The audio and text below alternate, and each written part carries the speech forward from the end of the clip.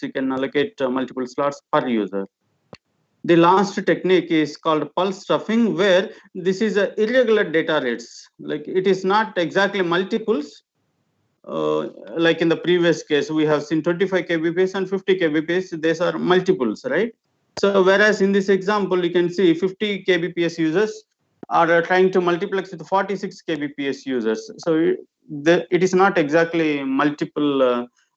You cannot have a common factor. So what you do is you try to make 46 kbps into 50 kbps by simply appending some redundant content. Okay, so which doesn't exactly contributes to data. So that is called pulse stuffing. So here what I am trying to do is 46 kbps I am making into 50 kbps by appending 4 kbps unwanted things. Okay, so that is not at all related to our users data. However, in order to make the data rate uniform, I am doing this. So in fact, it reduces the efficiency of multiplexing, because end of the day, what you are trying to do is you are trying to send 150 kbps through the channel, but the exact data rate, if you see, it is only 146 kbps. So you are inefficiently using the channel by transmitting unnecessary things. So however, that was essential to make the users content uniform data rates for multiplexing. So this is an example which we have seen. There are two channels. One channel has 190 kbps, another one has 180 kbps. So how you are going to multiplex using pulse stuffing? So pulse stuffing says that you have to make it uniform by appending some unnecessary content. So what I can do here is, in order to make both the users uniform data rates, I can bring this 150 kbps into 190 kb, so 180 kbps into 190 kbps by appending 10 kbps data rates, which are stuffing, simply stuffing it, which doesn't have any users data. So altogether, I'll make 190 kbps each and I'll multiplex it. So what is the size of the frame in bits? Can someone answer? So by default, you see that it's a 1 bit you are handling at a time. Until unless it is mentioned exclusively in the question, otherwise it's a default, it's a 1 bit. You pick up 1 bit from each channel. So 1 bit I'll pick up from channel 1 and another bit from channel 2.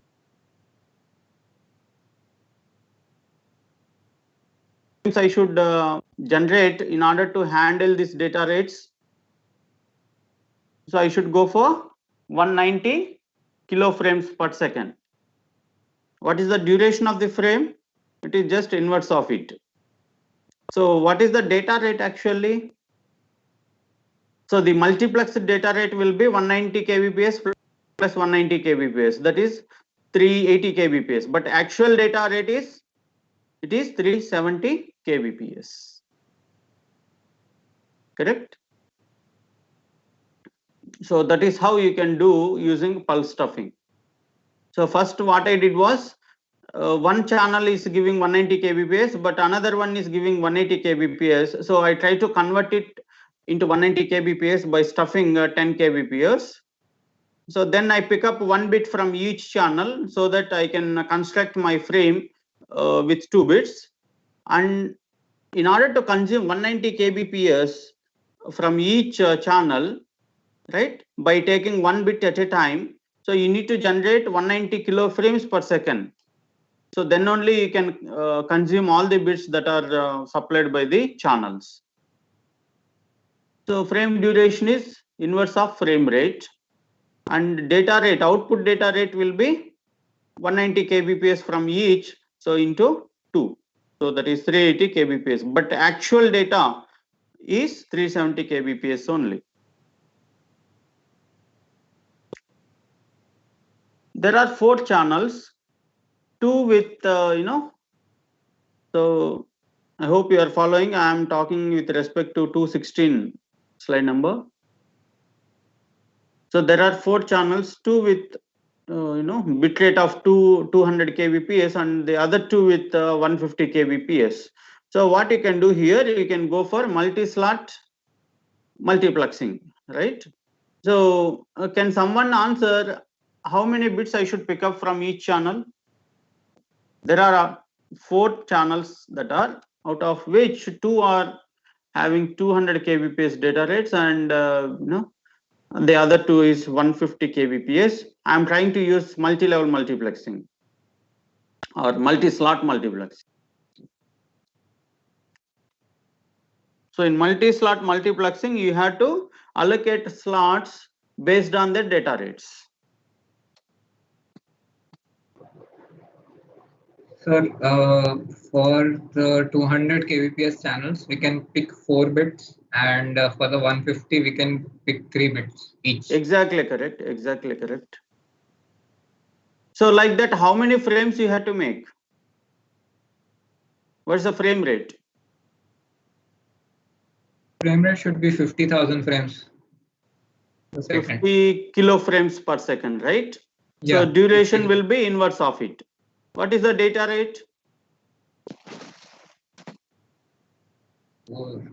700 kbps. Exactly. So 2 into 200 plus 2 into 150. So altogether it is 700 kbps. Okay. So from 200 kbps users, we have picked 4 bits, right? So like that, there are 2 users. So 4 into 2. So you come to 217, slide number 217. So the frame size will be 4 into 2 because 4 bits per user, and there are 2 more users with 150 kbps. So 3 bits you pick up. Altogether, it's a 14 bits per frame, right? So and you have to generate 50 kilo frames in order to consume all the users' data, and the duration of the frame is inverse of frame rate, so which leads to 20 microseconds, and the output data rate is so it's a simple addition of the input data. So otherwise also you can see the frame rate is 50 kilo frames per second, and each frame contains 14 bits per frame, so altogether it is 700 kbps. So alternate is 2 into 200 kbps plus 2 into 150 kbps. So in that way also you can define the output data rate. So now coming to an example, so which is shown in slide number 218. So a multiplexer which is synchronous TDM. So here it is synchronous TDM. I hope you remember what is synchronous TDM is. So synchronous TDM allocates the slot for each user no matter whether the data is present or not. Okay. So here, so there are 3 channels that are coming to the multiplexer, and you are making a frame after multiplexing. So 3 bits per user, and assume that 1 bit is a sync bit. So altogether 10 bits. So what you should do in order to multiplex it, so you pick up 3 bits from user 1. So 3 bits is 101. So you can see the first frame 101. So that pink in color, and the next user 2 3 bits which is 000, and user 3 bits which is 111, followed by sync bit. So sync bits are alternate ones and zeros. That's it. So this is my frame 1. So in the second frame, what should I do? The next 3 bits of user 1, next 3 bits of user 2, next 3 bits of user 3. So like that, I should go on consuming the user bits 3 at a time. So after some time, what happens? There is no bit from user 2. You can see the frame number 4. So there are only 2 bits from user 2. So however, you should allocate a fixed slot. And similarly, in the frame 5. So how many bits you have for user 1? No bits. Similarly, user 2, no bits. But still you are allocating it. You can see empty slots in the frame number 5. So, but 1 bit is there with user 3, so 1 bit we kept it. So synchronous TDM tells you that irrespective of the presence of data with the users, you try to allocate fixed time slots. So it's a simple thing, okay? However, this leads to inefficient use of the channel. The synchronous TDM doesn't give efficiency when few of the users in which you are multiplexing doesn't have data, then it's a waste of allocating time slots for them. If every user has the data, then it's fine, but it's no guarantee that every user should have data all the time. So there are scenarios where users doesn't have data. So in that case also you are allocating fixed time slots using synchronous TDM. So now coming to demultiplexing of the same thing, how you exactly do this? How you distribute the data for the corresponding receivers? So slide number 219 I am talking about. So problem 4. So you are getting the multiplexed frame as an input at the demultiplexer. Okay, so now your job is to distribute the data that is corresponding to user 1 receiver, similarly user 2's receiver, and so on and so forth. So how to do this? Can someone answer? So if the input slot is 16-bit and no framing bits, that means sync bits are not there. So each frame contains 16 bits and there are 4 users. So what's the idea of how you can demultiplex it? Can someone answer? Sir, we take 4 bits at a time, and we reserve. Basically, we divide each frame into 4 sections, and then we accordingly give the output. Exactly correct. So since we have 16-bit frames that are coming to a demultiplexer and we have to distribute the data among 4 users, so it's a clever idea that when you split 4 bits at a time and you divert each 4 bit for one of the users. So the first 4 bits goes to first user, second 4 bits second user, third 4 bits third user, and the last 4 bits for fourth user. So repeat this. So now you look at the third frame where you do not have all 16 bits, but you have only how many bits you have? 8 bits you have, right? Yes, 1010 and 40. So 8 bits you have. So first 4 bits will go to user 1, second 4 bits goes to user 2. So third and fourth there is no data. So that is what synchronous TDM is. Okay, so you can see at the multiplexer side they have allocated slots. So that's why the third frame which is received contains only 2 slots. So the rest 2 slots are empty actually in the third frame. Coming to slide 220, the slide number 220, problem 5. So there are 20 digital sources which are multiplexed using synchronous TDM, 20 digital sources, out of which 5 sources are of 120 kbps, 10 sources are of 60 kbps, and 5 sources are of 110 kbps. Okay, so different data rates we have. Design a synchronous TDM for these sources. Unit of data is 1 bit. That means you have to pick 1 bit at a time to multiplex the data. So find the output frame rate, output data rate, and efficiency of the system. So how to proceed with? So what are the techniques that we can use here? So we have discussed 3 techniques, right? So multi-level multiplexing, multi-slot multiplexing, and pulse stuffing. So out of these 3, so what are all the techniques that you can use?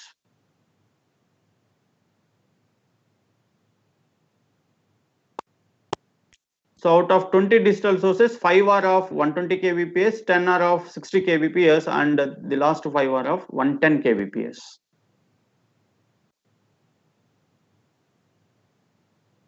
Can someone answer this? So multi-level and pulse stuffing. Exactly correct. So finally, we try to make it uniform data rates, commonly 120 kbps, right? So it's a clever idea to convert all the data rates into 120 kbps. So keeping that in mind, the first 5 sources already has 120 kbps. So need not to disturb them. And the 10 sources are having 60 kbps. So what you can do, you can multiplex them in the first level and bring them to 120 kbps. So effectively, these 10 users who are delivering 60 kbps, you can multiplex 2 users at a time, and which gives you 5 120 kbps data rates. So 10 60 kbps data sources can be converted into 5 120 kbps. So the first level is 260 kbps, you are trying to make it into 120 kbps.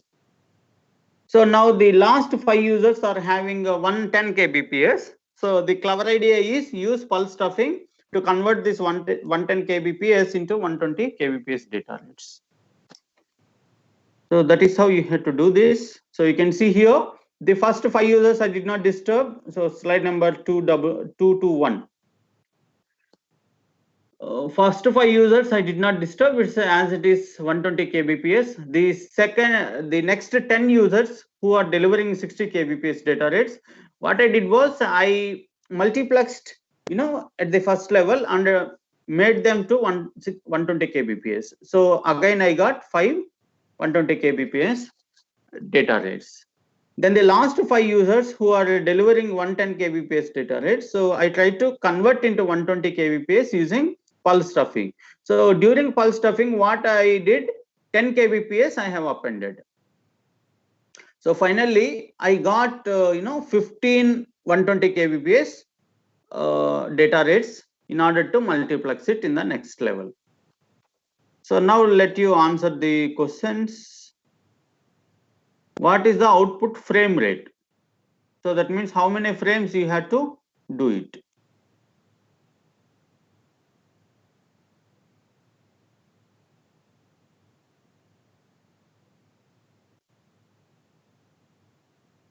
So the question is given and the solution is shown in 221 slide.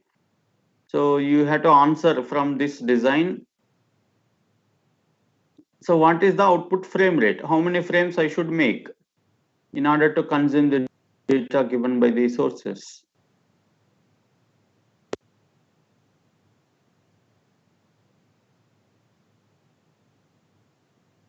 So it is mentioned that unit of data is 1 bit. So you have to pick up 1 bit at a time.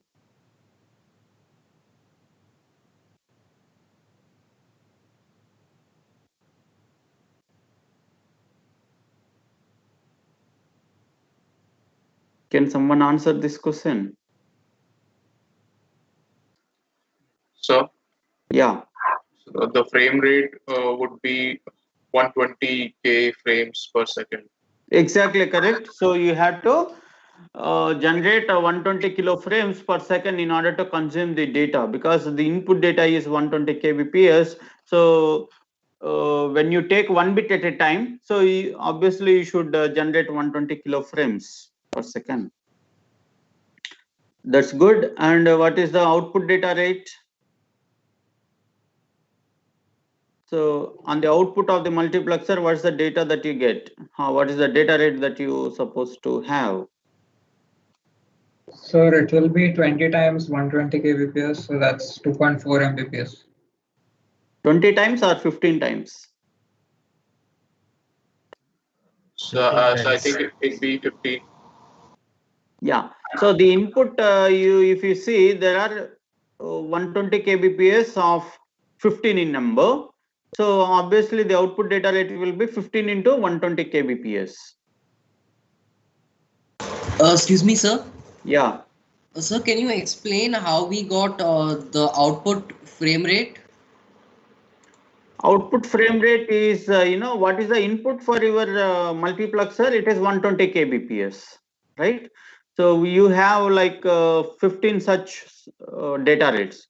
So and you supposed to pick up 1 bit at a time to generate the frames. So you have to pick up 1 bit from first source and 1 bit from second and so on and so forth. Like that, you have to pick up 15 bits to make a particular frame. So if I ask you what is the frame size, you can say that it is a 15 bit. Now, in order to consume all bits, okay, so taking 1 bit at a time to generate the frame, So how you can consume 120 kbps, 120 kilobits per second? So how many frames you should generate? So 120 kilo frames, because you are taking 1 bit at a time.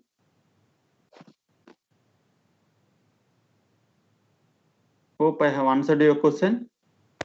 Yes, sir. Thank you. Yeah. So now coming to the efficiency. So what do you mean by efficiency? So efficiency is what is the exact, the actual data that you are, of the users. Okay. So the user's actual data rate is what, and what is your output rate of your multiplexer. Okay. So what is the actual data of the users that you are trying to multiplex, and after multiplexing, what is your output data rate? So this gives you efficiency. So why efficiency is coming into picture is because you are using pulse stuffing. So that means unnecessarily you are adding 10 kbps in 5 sources. So that is not contributing to efficiency here, right? So it will reduce the efficiency of the system. So now effectively, what is the user's content that you are trying to multiplex? So 5 users, right, with 120 kbps. So 5 into 120 plus 10 sources with 60 kbps. So 10 into 60 kbps plus 5 users with 110 kbps. So 5 into 110 kbps. So this is the actual content that you are trying to multiplex. But what is the output of your multiplexer? So it is 15 into 120 kbps. Got it. So that is the efficiency. So 5 sources, you can look at the answer in 222, slide number 222. So there are 5 sources with 120 kbps and 10 sources with 60 kbps and 5 sources with 110 kbps. So this is the actual content that you are trying to multiplex, and the output rate of your multiplexer is 15 incoming data with 120 kbps. So 15 into 120. So it leads to 97.2% of efficiency. So the rest 2.8% is reduced because of this pulse stuffing, where you simply appended 10 kbps. So because of that, your efficiency came down. Any doubt on this numerical? So we have seen different kinds of multiplexing techniques, right? So FDM, TDM, and in TDM we have seen synchronous TDM and statistical TDM, and we have seen how to multiplex if the users data rates are different. Okay. So we have seen 3 such techniques, and let us see the problem 6, slide number 223. Problem number 6. There are 10 voice channels. Each voice channel is occupied by 4 kilohertz, and they are multiplexed with 500 hertz of God bands. So what is the required bandwidth? So this is a FDM based numerical. So 10 channels, 10 voice channels with 10 4 kilohertz. So 4k into 10 plus. So here the point you try to catch is how many God bands you require to separate 10 voice channels. It is 9 God bands, right? So using 9 God bands, you can separate the 10 voice channels. So 9 into 500 hertz. So plus 10 into 4k. So altogether it is 44.5 kilohertz is the required bandwidth in order to transmit your 10 voice channels. So here 500 into 9, so which is close to 4.5 kilohertz is, you are wasting it actually. So you are not utilizing that bandwidth to transmit the voice means data. Instead, you are trying to use it to separate the users so that there won't be any overlap. Coming to slide number 224. problem number 7. So there is a GSM. GSM is a second generation cellular system where we use TDMA as well as FDD. Okay. So we have uplink and downlinks. So the uplink, is from your mobile phone to the base station. The occupied bandwidth is 890 to 915 mega, which is 25 megahertz bandwidth. So on each channel, when you make a call in a GSM network, you will be allocated with 200 kilohertz of bandwidth. Okay, so out of which that 200K is further divided into 8 slots, and you will be allocated with 1 slot in that 200 kilohertz. Okay, so that is how GSM works. Now, what is the question asked is, if no guard bands are used, find the number of users that they can make simultaneous calls. You got it? So we ignored the guard bands. And when you want to make a call, what you require is one uplink channel you require. Okay, so uplink channel is to carry the voice from your mobile phone to the nearby base station, and the downlink channel is required to receive the data, receive the voice from base station to your mobile phone. Okay, base station in the sense, actually it comes from the other party, the called party.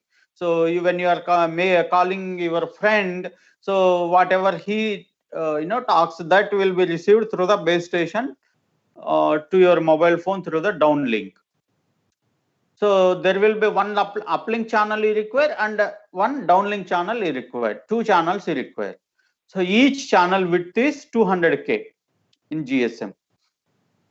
And the entire 200K is allocated for you, but not for continuously. Instead, it is divided into slots. So that 200K, it is frequency. Okay, so you try to understand here. I use both frequency division and time division in GSM.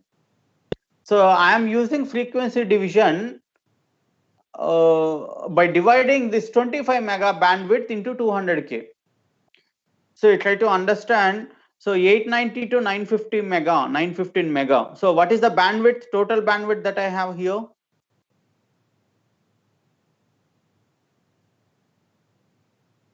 So the problem says that in GSM, 890 mega to 915 mega are used from mobile station to base station. So it means it's uplink. So in the uplink, what is the total available bandwidth? 20 megahertz. It is 25 megahertz. 25, yeah. So 25 megahertz, you try to divide into 200 kilohertz. How many channels you will get? 125, sir. 125 channels you will get. So now this 125 channels, okay, so I will use time division multiplexing. So I will divide into slots, 8 time slots. So first time slot, I will use this 200K for first user. Second time slot, I use the same 200K for the second user. Third time slot, I use same 200K for third user. Like that, the same 200K channel is shared among 8 users using time division multiplexing. So now you tell me effectively how many users I can serve? Sir, 125 into 8, so 1000. So that is what the answer is. So 1000 simultaneous users I can support using this. So same thing is applicable for downlink also. So 890 to 915 mega is for uplink, and 935 to 960 mega is for downlink. So there also you will have 25 megahertz bandwidth. So that is GSM standard. So now coming to 225 slide number. Let's pass on to the other multiplexing techniques called wavelength division multiplexing. So we talk the user's data with respect to light. Okay, so since light is there, so we, instead of frequencies, we deal the things in terms of wavelengths. End of the day, it is lambda is C by F. the user's data with different wavelengths are trying to multiplex, and we transmit through the optical fiber, and at the receiving end we try to demultiplex and give the corresponding data to the users. That is what time wavelength division multiplexing is. Usually 32 users we can multiplex it. If it is beyond 32, we call it as a dense wavelength division multiplexing. Okay, so dense wavelength division multiplexing. So that is wavelength division multiplexing is meant to optical fiber communications. Next one is code division multiplexing. So here the time and the frequencies are continuous. So you can transmit the data using the entire available bandwidth and all the time. So there is no divisions like TDM and FDM. Then how you exactly differentiate the users data? So when you are transmitting users 1 data and users 2 data all the time, and use the entire channel bandwidth, then how exactly you are trying to differentiate them? So you differentiate using different representation of the users data. Okay, so for example, user 1's data is binary sequence. Same way user 2's data is also binary sequence. So when you mix this, how exactly you are trying to differentiate them?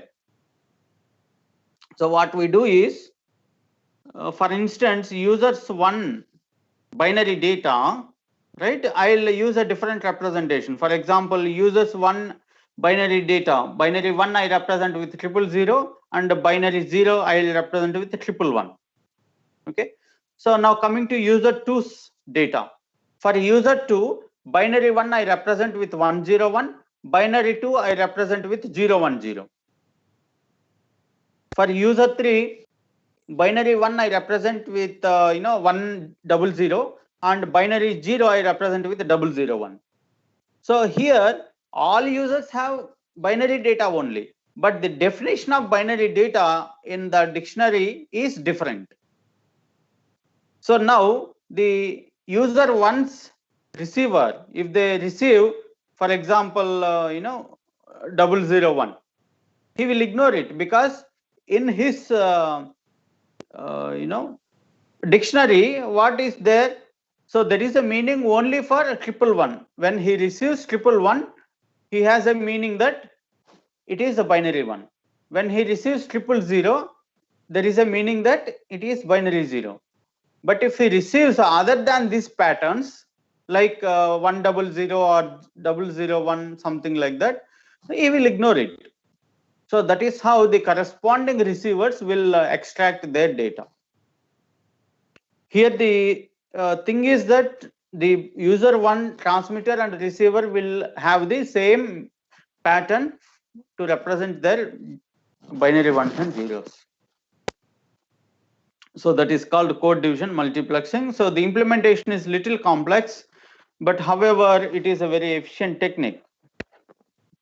So most of the time we use it in secured communications where it's a split spectrum based. Okay, so for security we use this, and third generation cellular systems were CDMA based, but unfortunately it was not compatible with its predecessor and successors. So that's why it's it's stopped actually. So still we can find second generation cellular systems, but not the third generation, which were based on CDMA. So I hope you might be knowing, if you know, in maybe 2000, that decade, okay, 2000 to 2010, in that period, this Anil Ambani entered into 3G cellular communication, Arcom. If you see Arcom, the company, so they entered into third generation cellular systems after operating the network.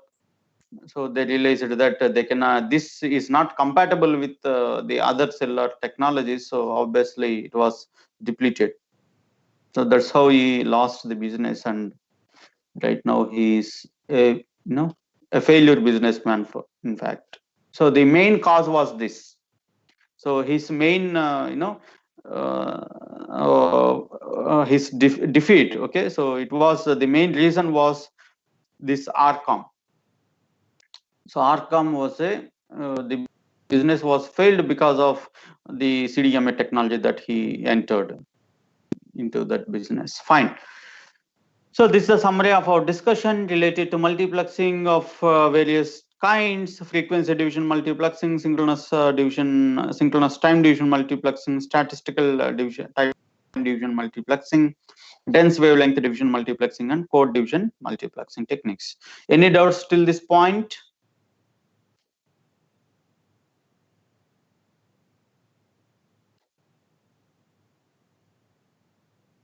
Okay, then 229 slide number, you can see few applications where we use this multiplexing techniques.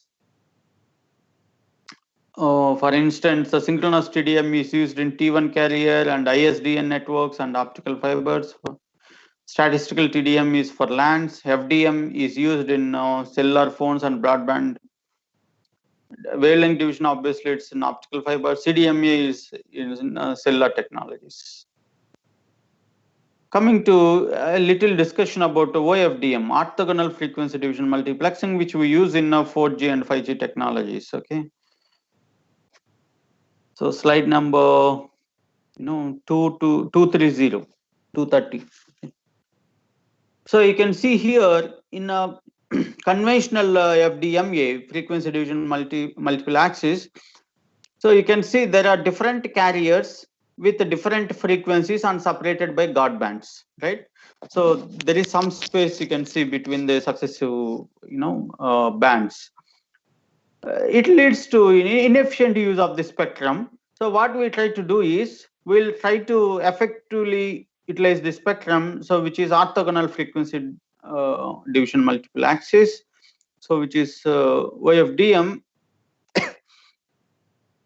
So you can see the channels are overlapped. The channels are overlapped, but how exactly you can extract them? You can separate them. So here the idea is that the channels are orthogonal. Okay, so the channels that you use, the subcarriers, are orthogonal. So using that feature, so we can try to multiplex the users, the subcarriers, without any guard bands and effective utilization of the channel.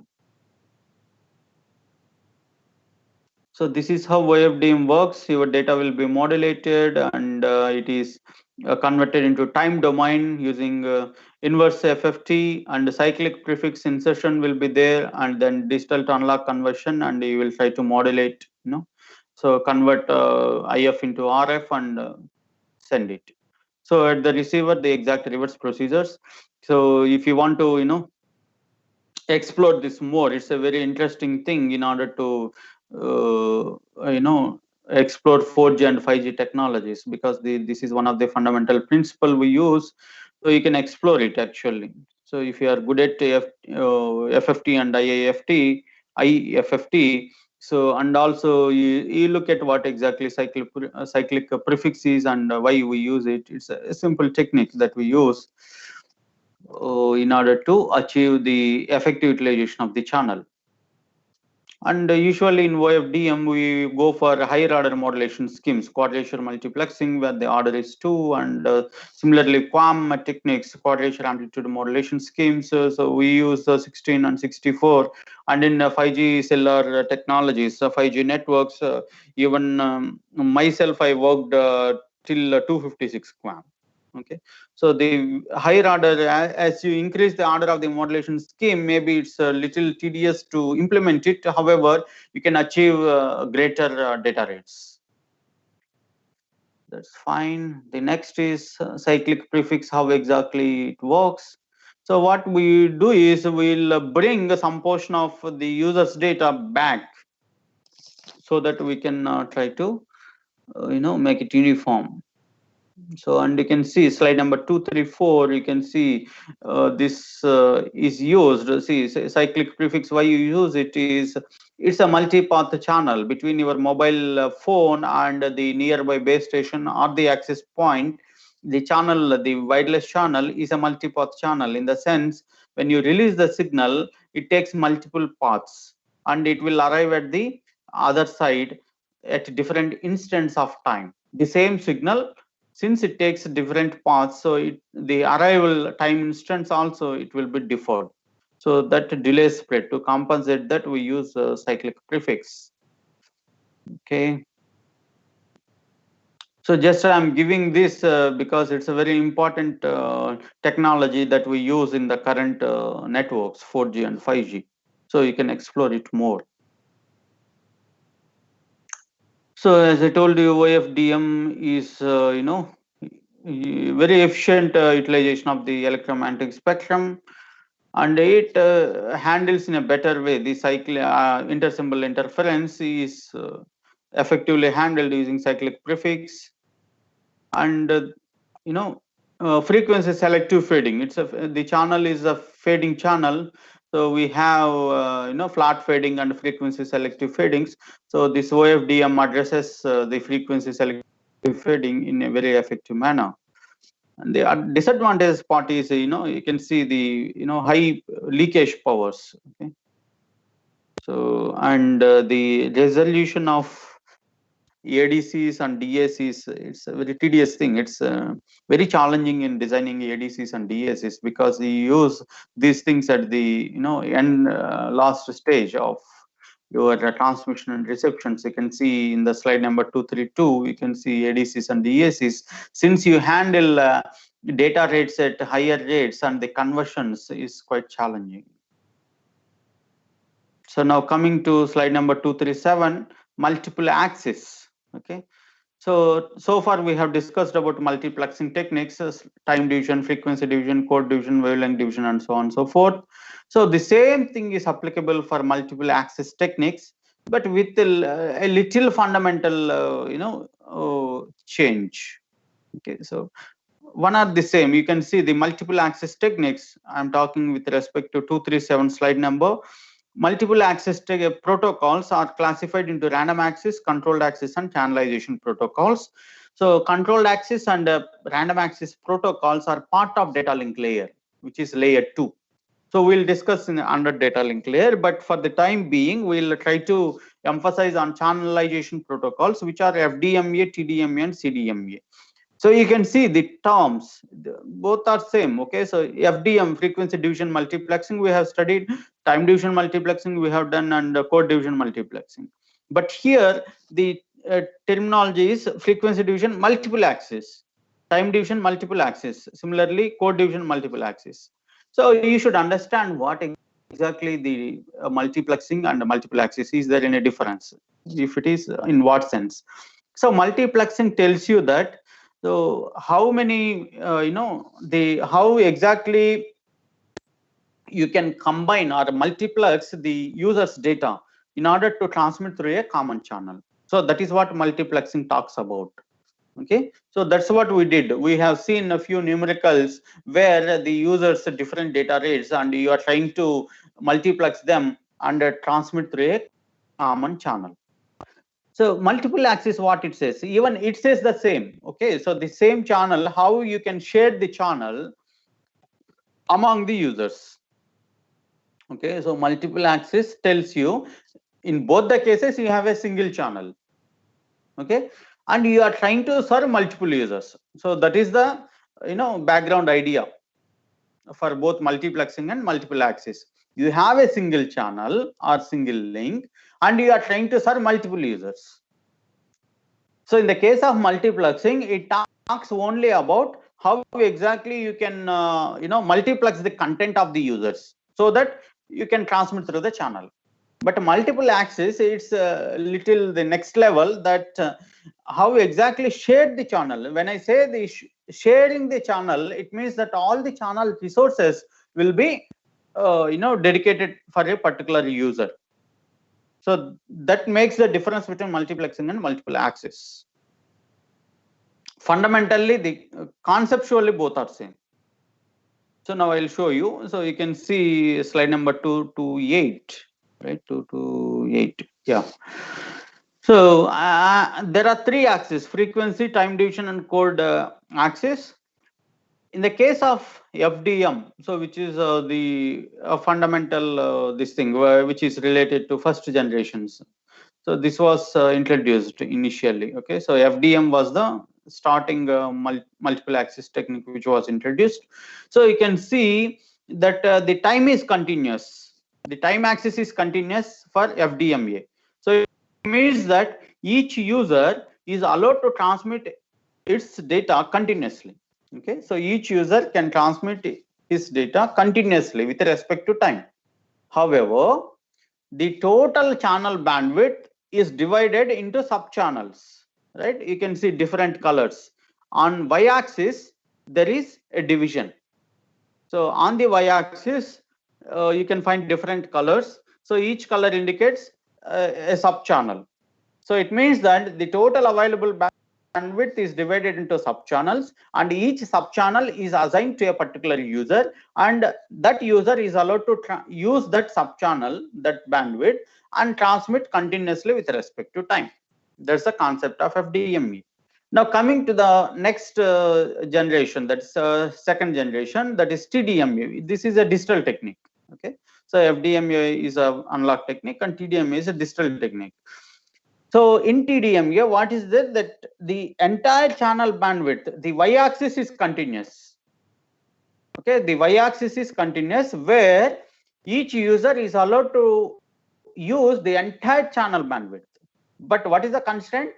So the constraint is that he is allowed to use the entire channel bandwidth only for certain time slot.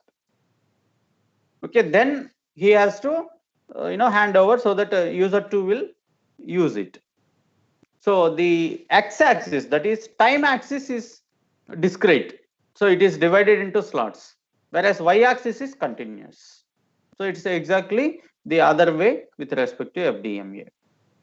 Now coming to code division multiple axis, which is quite interesting. So CDMA. Okay, so in CDMA, you can see both the time and frequency axis are continuous.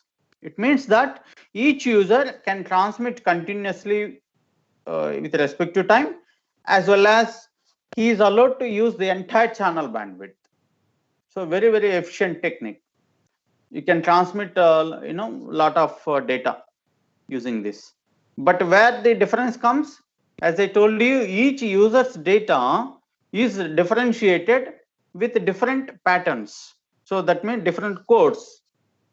So that is codes are different for different users data representations. So that's how you can differentiate users in CDMA. So now coming to 229 slide number, this is FDMA. So you see the channels, the users are divided. The entire frequency is divided into subchannels, and each subchannel is allocated to users.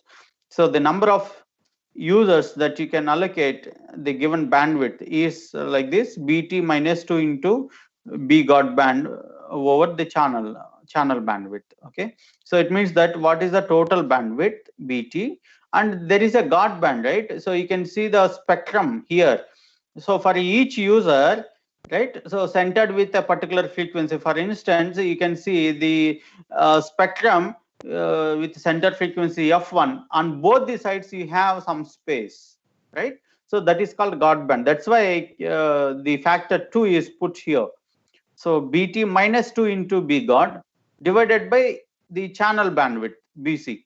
So this gives you total number of channels that are simultaneously you can allocate. So FDMA was a first generation cellular system, and it was used in AMS, advanced mobile phone system. This is a US based 1G cellular system, and similarly in DECT, okay, digital European cordless telephones. This was used in European countries, so where FDMA is used. The next one is TDMA. It's a digital technique. So where the time is divided, 231, slide number 231, time is divided into slots. You can see different colors on time axis. And in the given slot, user is allowed to use the entire channel bandwidth. So y-axis is continuous. So the main challenge in TDMA is synchronization. Okay, so you have to have synchronization. So there is a slot level and frame level synchronizations. We have seen there was one bit we were using for synchronization purpose while solving the numericals, but the real story is there will be very large number of bits that we use for synchronization. It is not one bit. More number of bits we use for synchronization, which really doesn't carry any users data. So that reduces the efficiency. So you can see here that the number of channels, okay, so that you can, number of users that you can serve will be, increased by a factor small m, because the given channels are divided into time slots. Okay, so here it's a combination actually. So combination of FDMA with TDMA, like in GSM. So you can see in TDMA, as I told you, there is slot level synchronization. You can see in slide number 233. So there are sync bits and guard bits that we use, right, in each slot of the frame. So this synchronization bits is slot level synchronization. Guard bits tells you the end of the slot.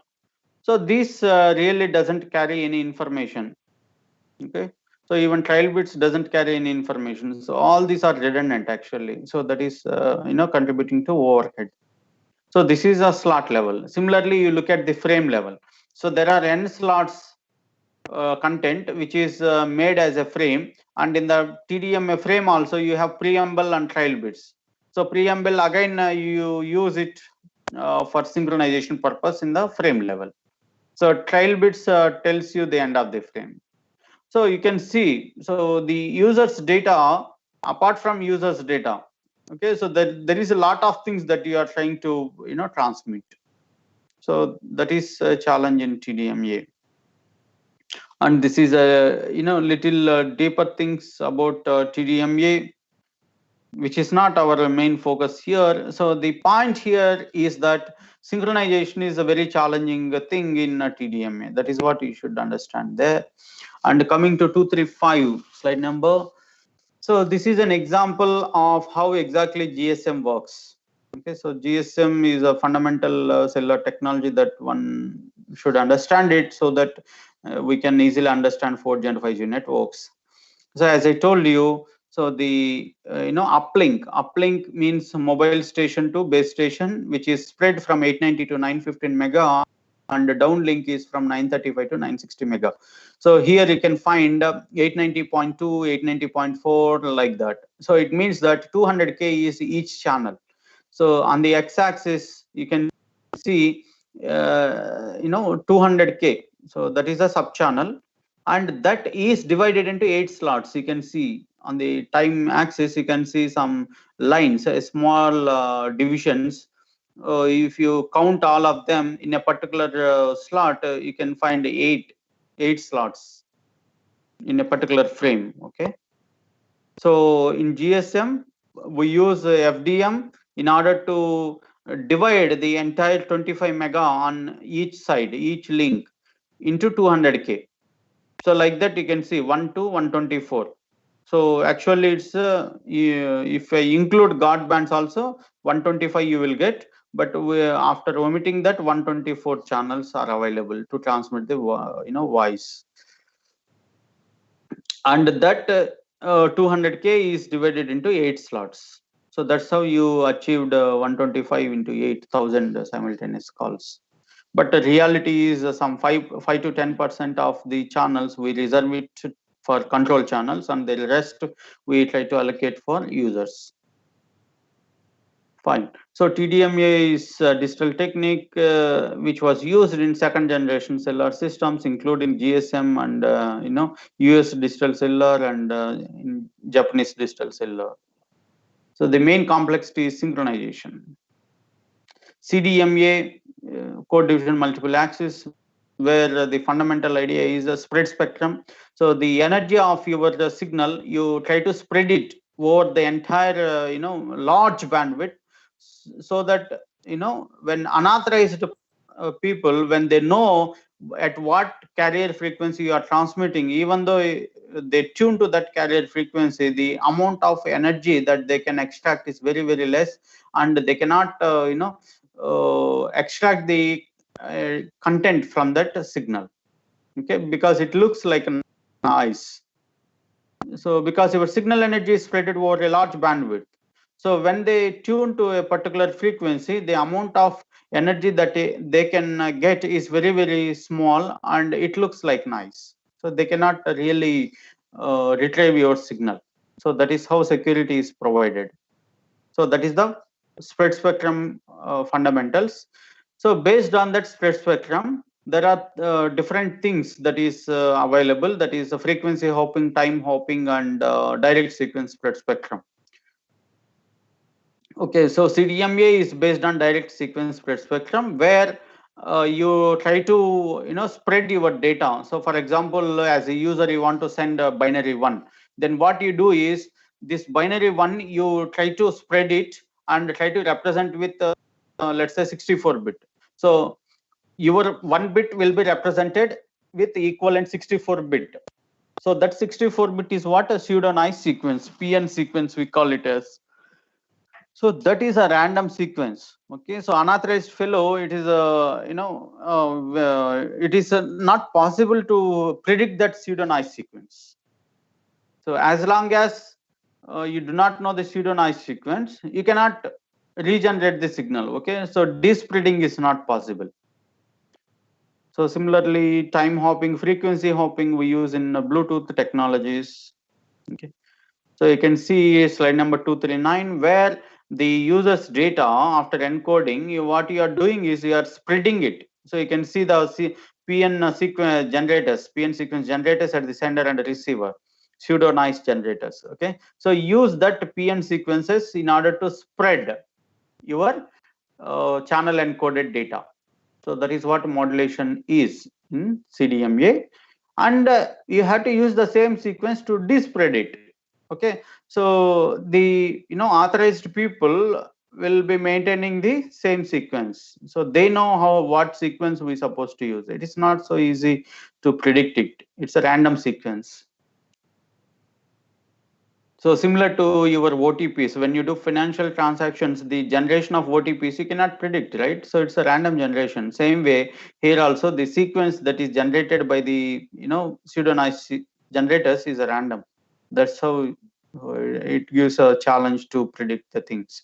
So slide number 240, you can see the binary ones and zeros of the user's data on the top, right? So and you are using a PN sequence, which is a lengthy sequence. So and when how to multiplex it, how to modulate it. So just it is a XR operation, simple. Okay, so the resultant signal, the spreaded signal, you can see on the bottom.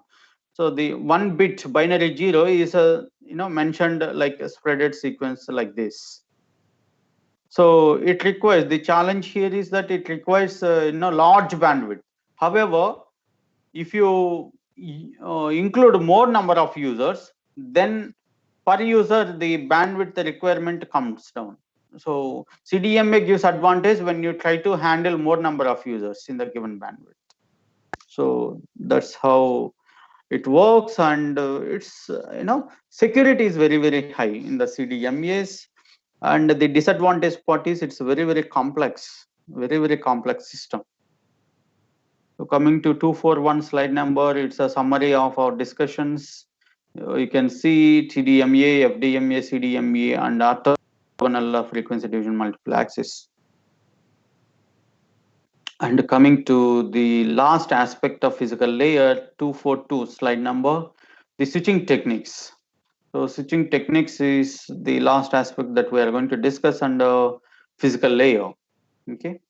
So switching, what it says, you can see in this figure that you have users, right? User machines, hosts, and which are connected, they are connected by a subnet. You can see this blue colored thing, that is the communication subnet, where only routers are sitting.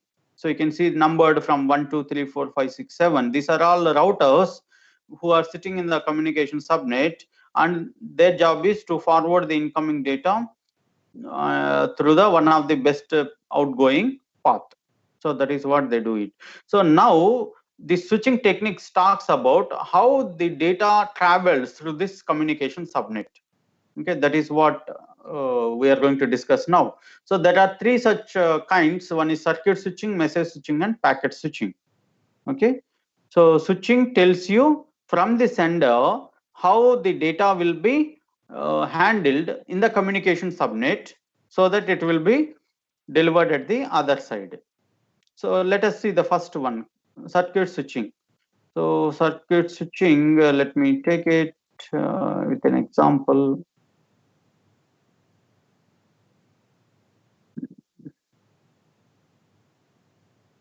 Yes. So what you do is, you come to 256, slide number 256. I'll try to explain with the timing diagrams.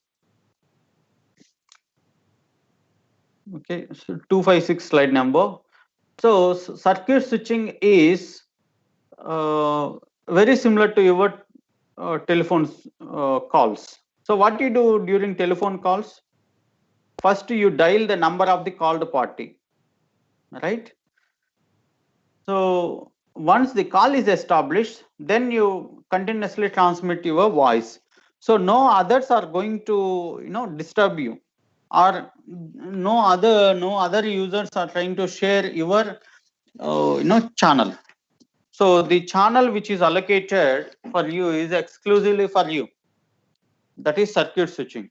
So once you complete your data transmissions, then you try to release, terminate the connection, right? So what you say, when you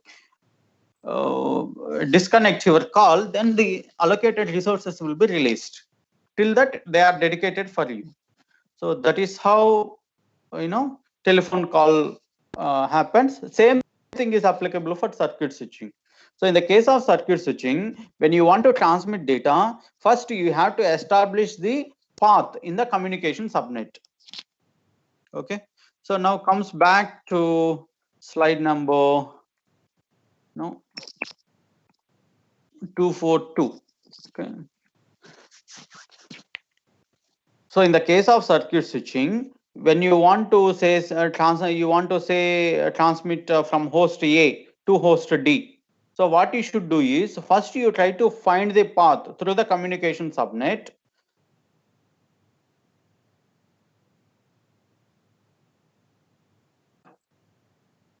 And that path is completely dedicated for you. So for instance, 453. Okay, so in the example, I have created a path from host A to host D through the communication subnet with routers 453. Okay, so the data goes from A to 4 and 4 to 5, 4 to 3, sorry, 5 to 3 and 3 to D. That is how the path is created, and that path is completely dedicated for you. Okay, so as long as you transmit the data, so the routers will handle your data fine. So once you complete your data transmissions, you have to release the connection, so that this 453 routers will be released from your data handling, and they can be occupied with others data transmissions. So like that it goes. So here the advantage is that, so since the resources, the routers which are completely dedicated for you, so you feel very comfortable, right? So whatever you transmit, they will handle it. So, and it's quite reliable. The connection, since you are establishing the connection, so the data transmissions will be very reliable. So you will have a high confidence in order to transmit the data without any errors. But the disadvantage part is that you take some time to establish the call, right? So you want some time to establish the call. So call establishment delay will be there. And also, as a host, you may not have data all the time. So for example, I want to transmit my voice. So for my voice transmissions, at most 64 kbps is sufficient. And all the time I will not have voice, right? So even though it looks I am continuously speaking, but there is time gaps between word to word, right? So between the words delivery from my mouth, there is some gap. So during that, so if you use circuit switching for voice transmission, so all the time you don't have data. So it means that the routers are not effectively utilized. So when the hosts are not having continuous data transmissions, then the routers sitting in the communication subnet are not effectively utilized. So that's another disadvantage part of it. Now coming to message switching. So message switching is that, so from A to D, I want to transmit the data. So what I'll do is, whatever the data I have, I'll transmit to router 4. So router 4 will receive the entire data, and it will find the path, best possible path. So it has options, right? So it can forward it to router 1 or 5 or 7. 3 possible paths are there, outgoing paths, and it will decide which is the best possible. So for in our example, let's consider router 5. So router 4 now is forwarding the entire content to router 5, and router 5 will decide which path, 3 or 6. So let us say 3. So router 5 will forward the entire content to router 3, and router 3 will forward the entire content to host to D. So this is how the data will be handled. So here there is no path that I am establishing in prior. Okay. So what I will do is, whatever the host that is trying to transmit, being a router, I collect the entire data and try to find the path, and I will forward it. So and the next router does the same. So he will collect the entire data and kept it in a buffer and process it, find the best possible path, outgoing path, and forward it. So it's a kind of store and forward mechanism. So you store the entire input data and decide best outgoing path and forward it. So like that it goes. So here the advantage is you need not to waste your time in establishing the path before data transmission. However, when you are doing the store and forward mechanism, so if the length of the data is huge, then at each router you may not have sufficient buffer space in order to accommodate the entire data. Okay, so you are not dividing the data as such. Okay, so you are handling the entire data at a stretch. So you have to have a sufficient buffer space. So that may be the drawback of this message switching. Now coming to the packet switching. Okay, so in the case of packet switching, the host data will be divided into a smaller packets. So that is a common in packet switching. So now I'll try to derive two more types under packet switching. So one is called virtual circuit switching, another one is called datagram. Okay, packet switching itself is divided into two things. One is virtual circuit switching, another one is datagrams. So in the case of virtual circuit switching, okay, so you know that in both the cases the data is handled in terms of packets. Both the cases data is handled in terms of packets. Now what makes the difference? Let's come to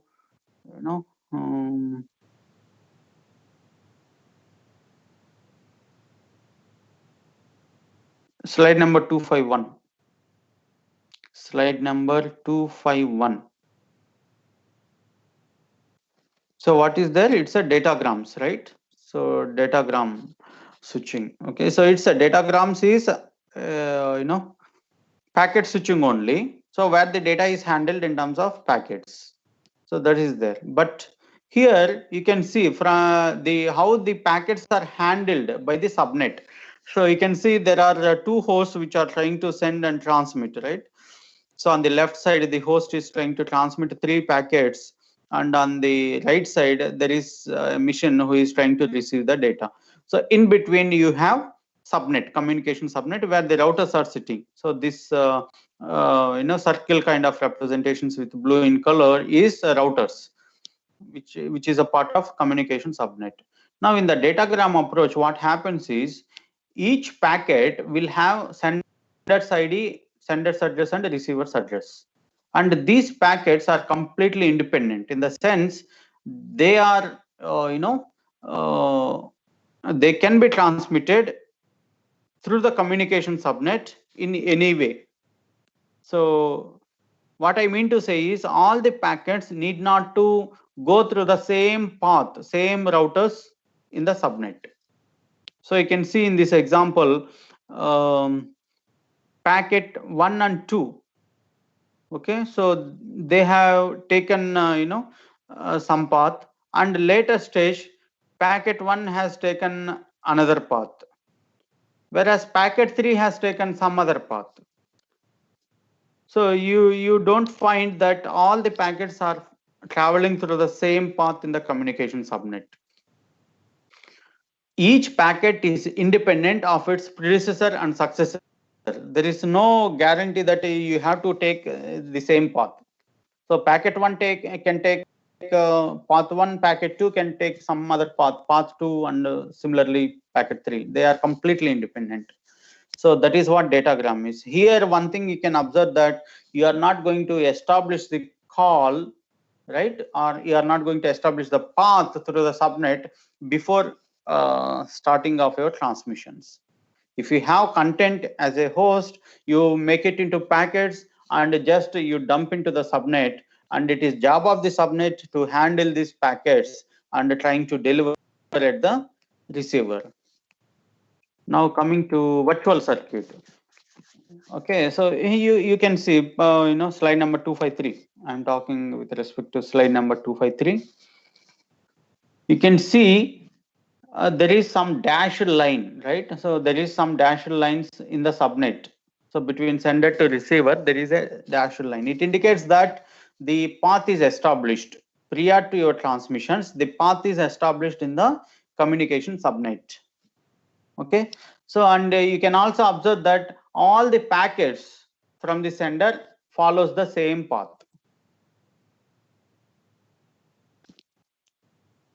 Can you make the difference? So here, 2 things you should observe when you compare to datagrams.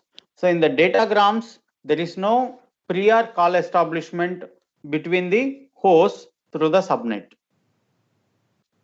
So straight away they can transmit the packets, and each packet will have source address and destination address in the case of datagrams. Whereas here, before starting your transmissions, you have to establish the path with the called party through the subnet. That is what that dashed lines represent, and all the packets will go through the same path. Here, each packet will have a number called VCI number, virtual connection identifier. So that VCI number indicates set of sender and receiver. So you need not keep the source address and receiver's address in each packet. Instead, you can keep the VCI number, virtual connection identifier. So this connection which you are using, you are seeing this dashed lines, right? So that entire connection will be identified using one particular VCI number, virtual connection identifier. The common point between virtual circuit and datagrams is that in both the cases, the data is handled in terms of packets only. That's why it is packet switching. But the difference is that in the case of virtual circuit, you have to establish the path. Okay, so between sender and the receiver before starting your packet transmissions. And all the once you establish the path, then all packets will take the same path. Whereas in datagrams, you need not to establish the path prior to your transmissions, and each packet will have complete information in the sense source address will be there, destination address will be there, and the packet transmissions will be independent of its predecessor predecessor and successor. Now coming to the term called why it is called virtual circuit. So virtual circuit switching. We have seen circuit switching. Okay, so the circuit switching we have seen. So how it works? So you had to establish the path through the subnet before starting your transmission. So once you establish, then you are allowed to transmit the content, and all the routers along your path will be completely dedicated for you. That is what the circuit switching is. Now here it is virtual circuit switching.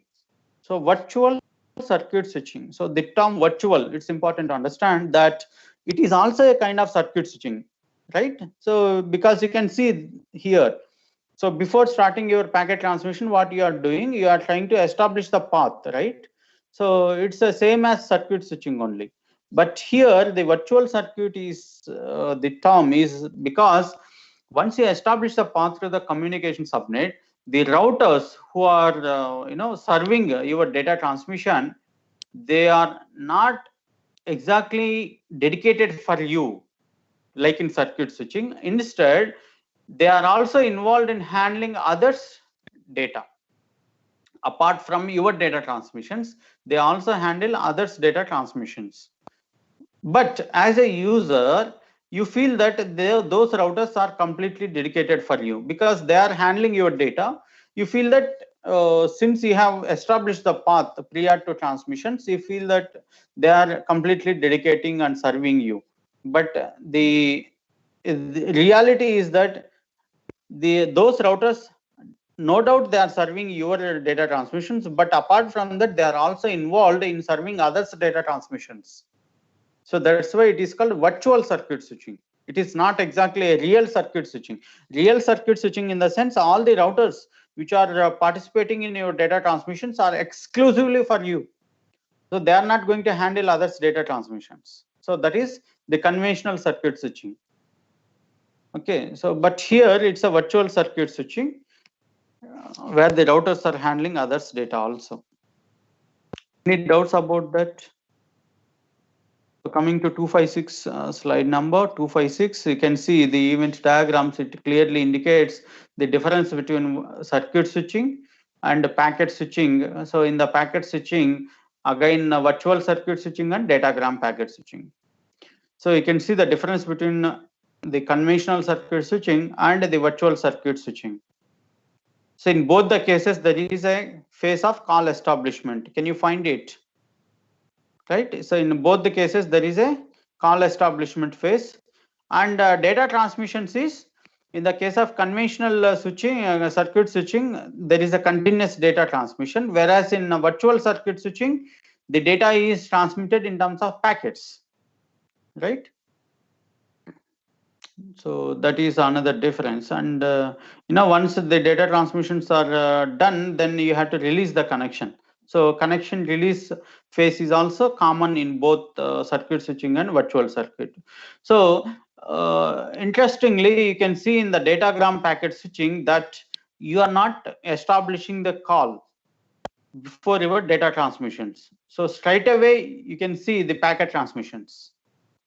However, each packet will have a complete information about the sender and the receiver. So that is about virtual circuit and datagrams.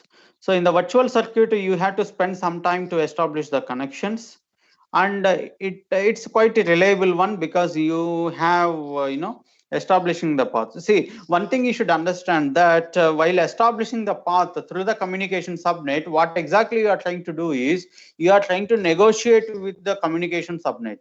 So about the resources. So each route, as a user, you have your demands, right? So what is the data rate that you require? For example, if I'm handling multimedia applications, I require higher data rates. So I put that demand for the communication subnet. Then the routers who can support that higher data rate, they say yes. Okay, so once they yes, I'll select such routers in order to connect to the receiver. Okay, this is a negotiation. So if the router is not supporting such higher data rates, then I will look for the other routers.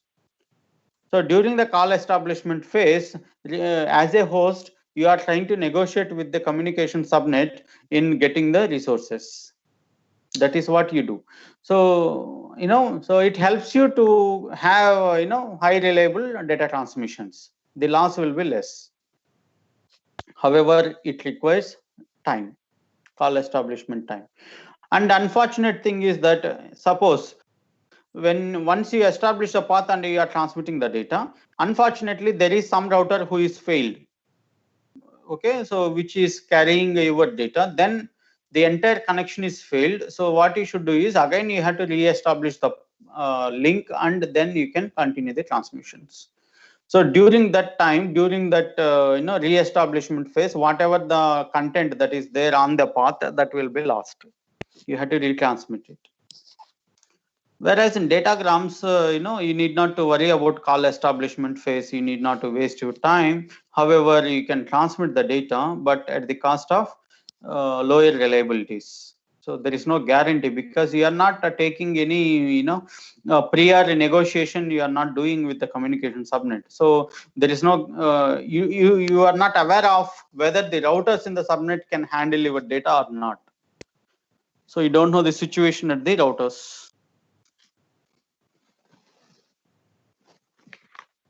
So that slide number 257 I am talking about, that green points indicates the advantages, and the red points that indicates the disadvantages of virtual circuits and datagrams of packet switching. So that is about physical layer. So let us quickly recollect what are all the functions that we have discussed under physical layer. So the first thing is the kind of cables, right? So what sort of cables you need to use, and each cable supports data rates and attenuations, all that stuff. And in the next level, so we have seen the line coding techniques, how you can exactly represent binary ones and zeros. So we have seen polar coding, unipolar, bipolar, right? All that stuff. Under polar, you have studied NRZ, NRZ-I, NRZ-L, non-written to zero schemes, and written to zero schemes, where you have a synchronization and Manchester, differential Manchesters, right? So these techniques also provide synchronization.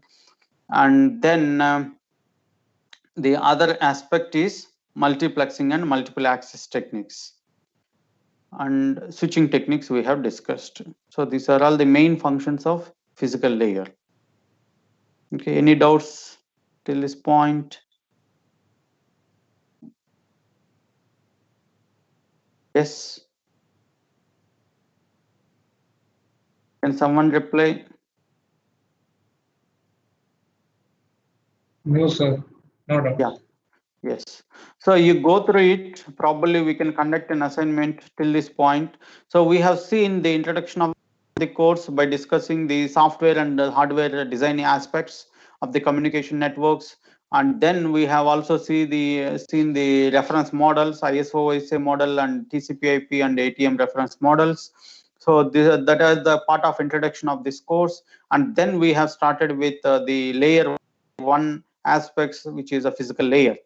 So you try to prepare for all of these things. That may be your content for the assignment. Okay. Any doubts? So we'll try to wind up here, and we'll start the data